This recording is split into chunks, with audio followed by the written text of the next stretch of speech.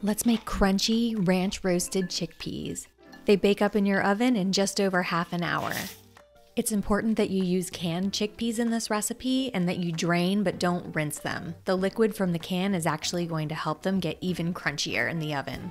So spread those chickpeas out on your baking sheet in a single layer and bake until they're crunchy golden brown. Now, it's time to gather them up and season them. I like to just pick them up right in the parchment paper, then transfer them to a mixing bowl.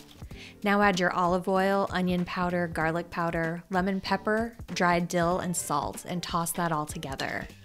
The lemon pepper is my favorite addition to this recipe. It gives it that tart, zesty flavor that you associate with ranch.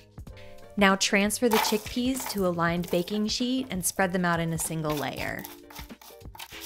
Bake for just a few more minutes to help set the seasonings, and you are ready to eat. These chickpeas make a delicious snack, and they're also a fun, crunchy topping for soups and salads.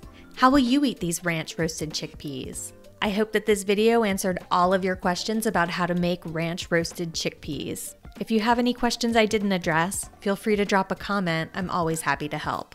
And don't forget to rate and subscribe. Happy cooking!